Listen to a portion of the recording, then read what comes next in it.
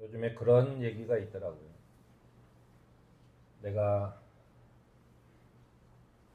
이제 사회에 나가서 직장에서 돈을 벌기 시작하면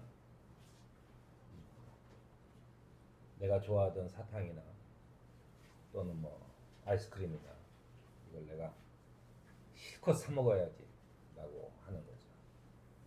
근데 정작 돈을 벌기 시작하면서 결국은 그 어렸을 때 그렇게 먹고 싶었던 실컷 아주 옷장에 가득 쌓아놓고 먹고 싶었던 것들이 별로 먹고 싶지 않아진다라고 하는 이야기입니다. 사실은 이 이야기는 제가 들을 때 특히나 그 교회에 다니는 사람들이 꼭 들어야 될 말인 것 같습니다. 사람들은 하느님을 직접 볼 수 없기 때문에 하느님이 주신 선물만 보게 됩니다. 그래서 하느님께 받은 것만 생각하고 하느님께 은총을 구하면 내게 뭐든지 생긴다라고 하는 거죠. 그럼 우리가 어렸을 때 내가 엄마 아빠한테 얘기하면 뭐든지 사주는 것과 똑같아요. 그것을 먹었을 때 내가 좋은지 나쁜지는 내가 판단하지 못합니다. 근데 우리가 성장하고 나서 보면은 우리는 어느 순간에 어떤 음식이 어느 정도의 칼로리가 있는지 또 내 몸에 맞는지 안 맞는지를 내가 알게 돼요. 그래서 내가 안 먹는 음식이 생기는 거고 내가 좋아하는 음식이 생기는 겁니다. 이렇게 되는데 우리는 눈에 보이는 것만 계속 달라고 하는 거예요. 즉 교회를 다니면서 하느님을 믿는다는 사람들이 하느님은 그저 주기만 하는 거죠. 그러니까는 나이가 20살이 되고 30살이 돼도 계속 사탕 달라고 해 떼쓰는 거예요.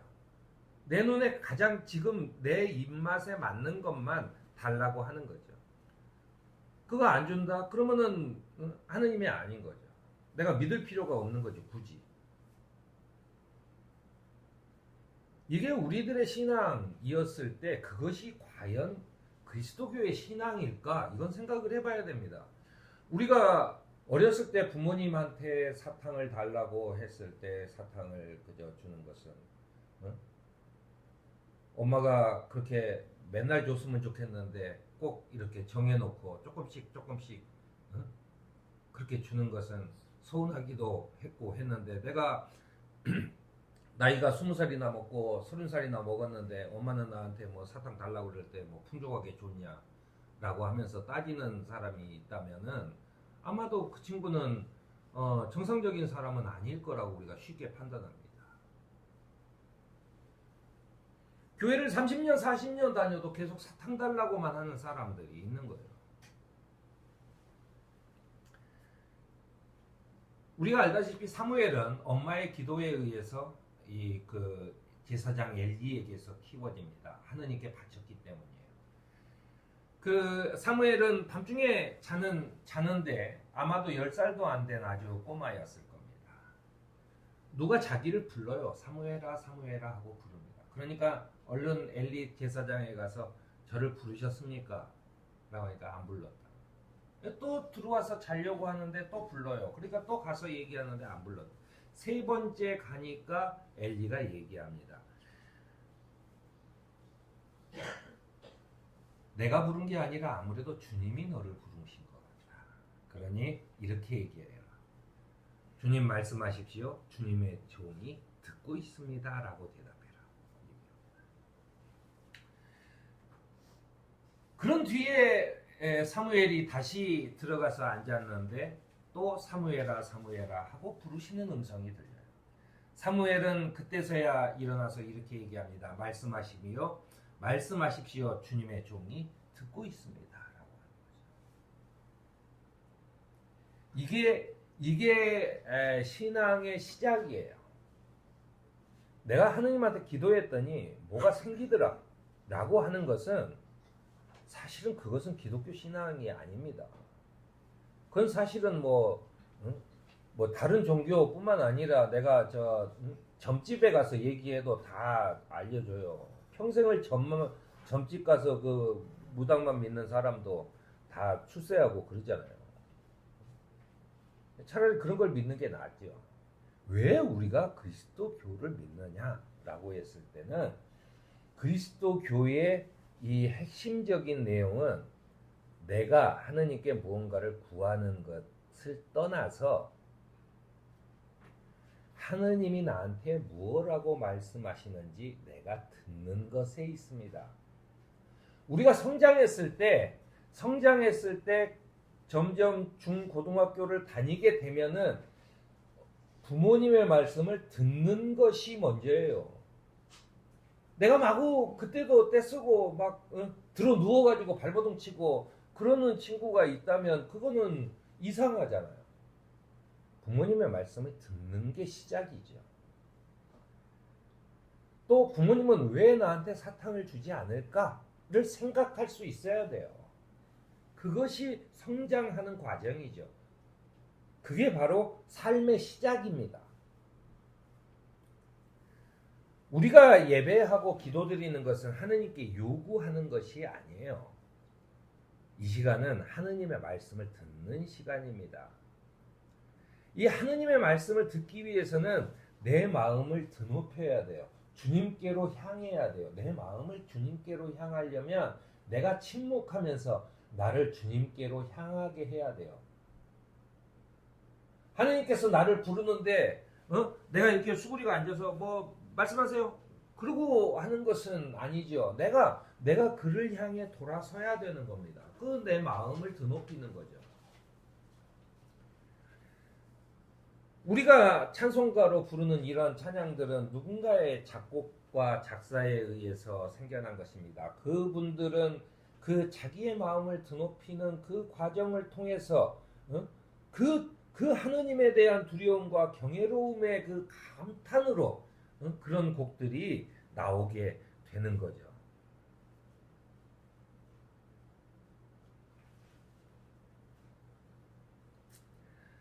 그렇기 때문에 우리가 우리의 마음을 드높여 찬양을 할 때는 사실은 우리가 하느님의 음성을 듣기 위해서는 꼭 필요한 게 있습니다. 그게 뭐냐면 하느님과 사람의 사이에는 꼭 중개자가 있어야 돼요. 그 중개자가 누구냐면 예수 그리스도께서 우리에게 보내주신 성령입니다.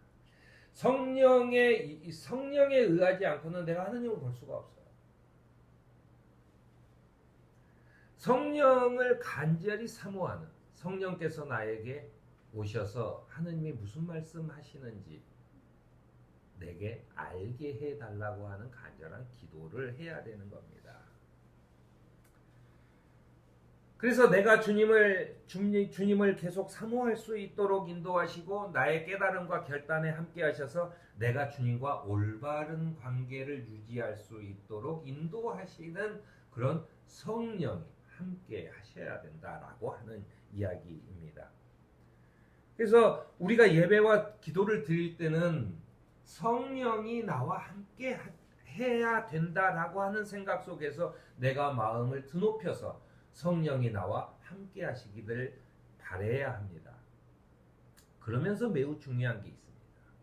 그것은 뭐냐면 내가 영적으로 가난하다는 사실을 깨달아야 돼요. 나는 뭐 먹고 사는데 아무 지장이 없고 뭐 그런데 뭐 굳이 내가 뭐하러 라고 생각을 하면 하느님이 필요 없는 거죠.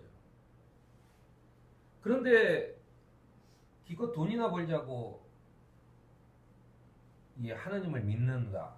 이건 참 웃기는 거죠. 뭐냐면 나이가 20살, 30살이 됐는데 기껏 사탕이나 먹으려고 사탕이나 아주 통째로 가게에 있는 사탕을 다 털어먹으려고 그렇게 직장 다니는 사람은 한 명도 없어요. 내가 어디로 가야 하는지, 내가 나에게 필요한 게 무엇인지 나는 모른다라고 하는 그런 영적인 가난함, 이것을 느낄 수 있어야 됩니다. 내가 가진 것들이 나를 구원할 수 있는지 없는지 확신이 없는 거잖아요. 내가 지금 가고 있는 길이 탄탄대로인지 아니면 죽음의 골짜기인지 나는 모른다라고 하는 그 사실 앞에 놓여야 되는 겁니다.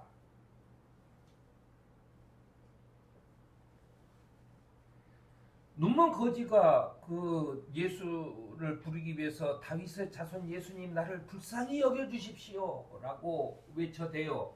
그러니까 그 제자들이 그 지금의 인천공항에 나타난 경호원들처럼 그렇게 차단을 계속 하는 거죠. 그 차단을 하는데 계속 끝까지 불러요. 나를 불쌍히 여겨 주십시오. 소리 지르면서 부릅니다. 그럴 때 이 예수님께서 그를 불러서 이렇게 얘기합니다. 네가 그렇게 외쳐대는 그 믿음이 너를 구원하였다라고 얘기하는 거예요. 예수께서는 마태복음 5장 3절에 예수님께서는 마음이 가난함을 깨닫고 주님을 간절히 부르는 사람들에게 하느님의 나라가 그들의 것이다 라고 선언하셨어요.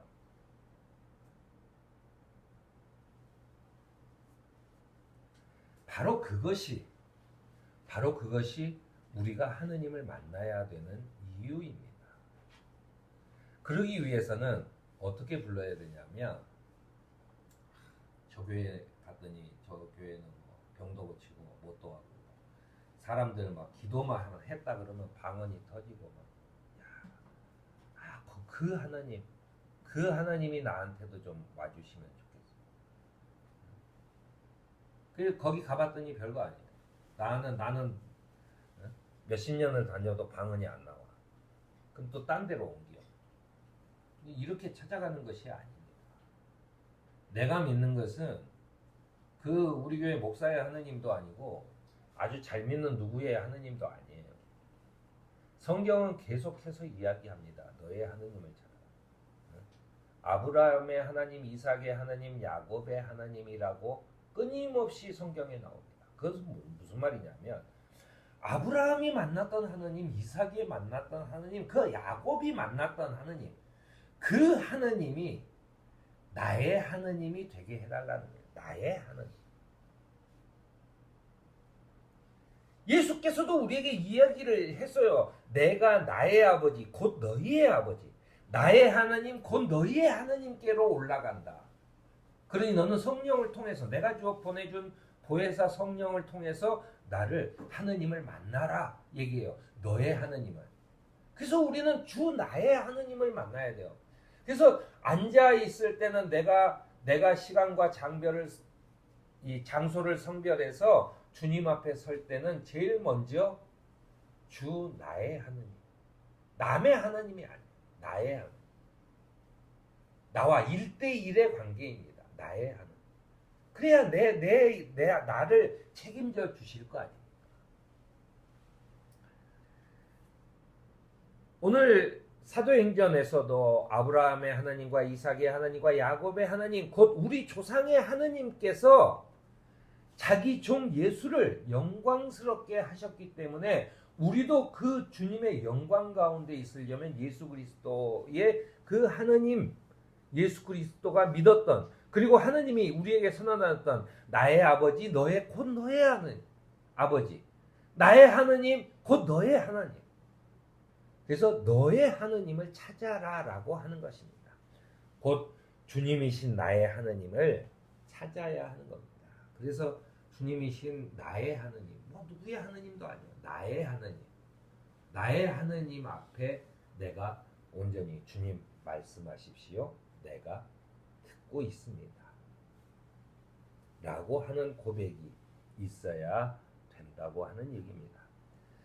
영원히 가난한 우리를 부르셔서 당신의 자녀로 삼아주신 우리는, 주님께서는 우리에게 소명을 주셨으니 주 나의 하느님을 부르며 여유있고 담대한 믿음으로 살아가는, 또 하늘의 나라를 차지하는 저와 여러분이 되기를 바랍니다. 아멘.